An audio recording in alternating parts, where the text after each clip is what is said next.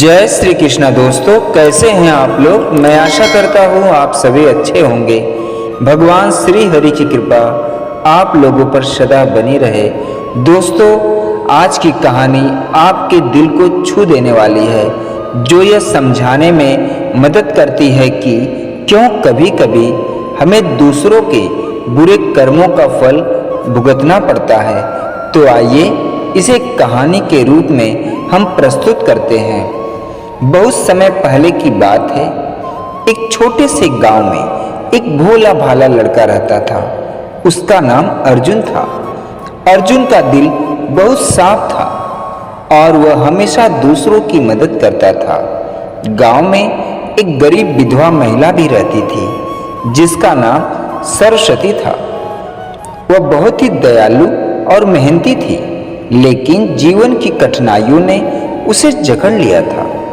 एक दिन सरस्वती बीमार पड़ गई और उसे इलाज की आवश्यकता थी। अर्जुन ने सुना और तुरंत अपनी जमा हुई थोड़ी सी पैसे सरस्वती को दे दिए ताकि वह इलाज कर सके। सरस्वती को अर्जुन की मदद से कुछ राहत मिली और वह जल्दी ठीक हो गई। अर्जुन का दिल सच्चाई और अच्छाई से भरा था, इसलिए वह बिना किसी उम्मीद के बस मदद करता रहा।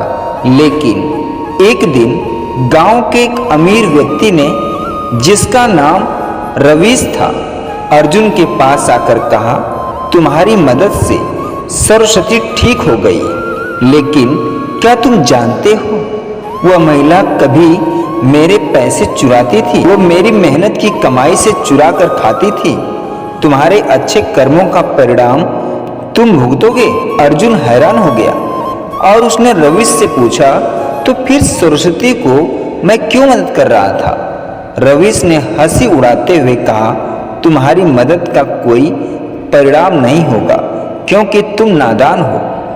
अर्जुन थोड़ी देर चुप रहा और फिर उसने सोचा, अगर सरस्वती ने कुछ गलत किया भी है तो क्या इसका मतलब है कि मैं उसकी मदद ना करूं।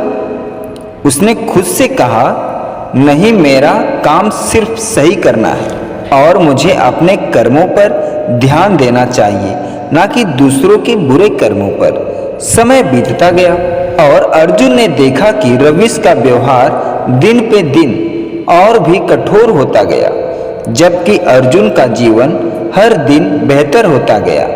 लोग उसकी अच्छाई को सराहते थे और उसके जीवन में सुख शांति बनी रहती थी। एक दिन रवीश को यह महसूस हुआ कि उसकी संपत्ति और प्रभाव के बावजूद उसकी अंदर की शांति खो गई है, जबकि अर्जुन की मदद और अच्छाई से उसकी जिंदगी में सुकून और खुशियां बनी हुई है।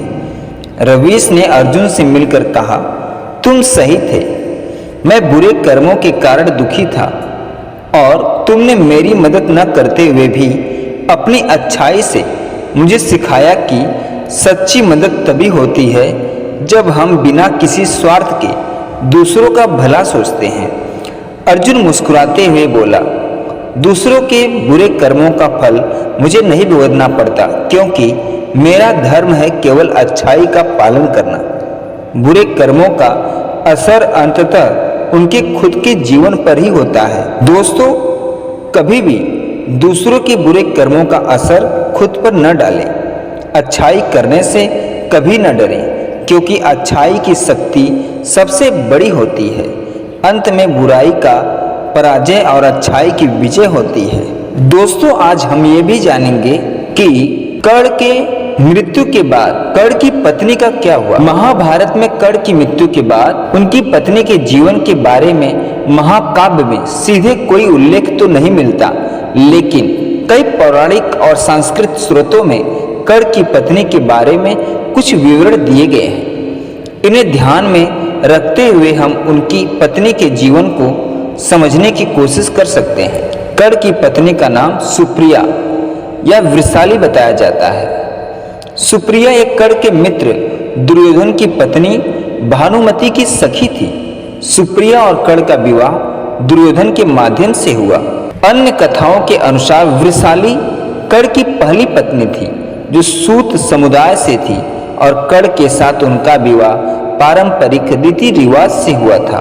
कर्ण की मृत्यु के बाद उनकी पत्नी का जीवन, जब कर्ण कुरुक्षेत्र में युद्ध में अर्जुन के हाथों वीर गति को प्राप्त हुए तो उनकी पत्नी पर गहरा आघात पड़ा। कर्ण की मृत्यु के बाद उनकी पत्नी को कई कठिनाइयों का सामना करना पड़ा। कर्ण के सूत पुत्र होने की सच्चाई पहले ही समाज में विवाद का कारण थी। कर्ण की मृत्यु के बाद उनकी पत्नी को समाज और परिवार में अकेले रहना पड़ा। कुरुक्षेत्र युद्ध में कर्ण के सभी पुत्र भी मारे गए। उनकी मृत्यु के कर्ण की पत्नी को और भी गहरे दुख में डाल दिया। पुत्रों का खोना और पति का वियोग दोनों ही उनके लिए असहनीय थे। कर्ण की मृत्यु के बाद कुंती ने पांडवों और सभी को यह सत्य बताया कि कर्ण उनके सबसे बड़े ज्येष्ठ पुत्र थे। यह सत्य जानने के बाद उनकी पत्नी को यह एहसास हुआ कि कर्ण को उनके जीवन में कभी भी वो न्याय नहीं मिला जिसके वो पात्र थे। कुछ कथाओं के अनुसार कर्ण की पत्नी ने उनके बलिदान को याद करते हुए अपने जीवन को तप और ध्यान में समर्पित कर दिया। उन्होंने समाज से अलग होकर तपस्विनी का जीवन जिया और अपने पति और पुत्रों की शांति, आत्मा की शांति के लिए प्रार्थना की। कुछ मान्यताओं के अनुसार कर्ण की पत्नी ने अंतिम समय में गंगा नदी के किनारे जाकर अपने प्राण त्याग दिए। यह उनके द्वारा कर्ण के प्रति उनकी असीम भक्ति और प्रेम का प्रतीक माना गया।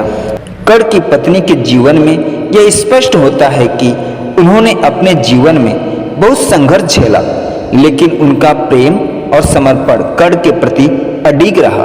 वे एक ऐसी नारी थी जो अपने पति के आदर्शों पर उनके बलिदान को हमेशा जीवित रखने के लिए प्रतिबंधित थी।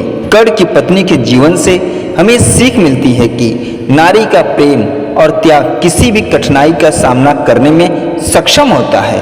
उनका जीवन एक प्रेरणा है जो हमें ये सिखाता है कि परिस्थितियां चाहे कितनी भी कठिन क्यों न हो, प्रेम और आदर्शों का मार्ग कभी नहीं छोड़ना चाहिए।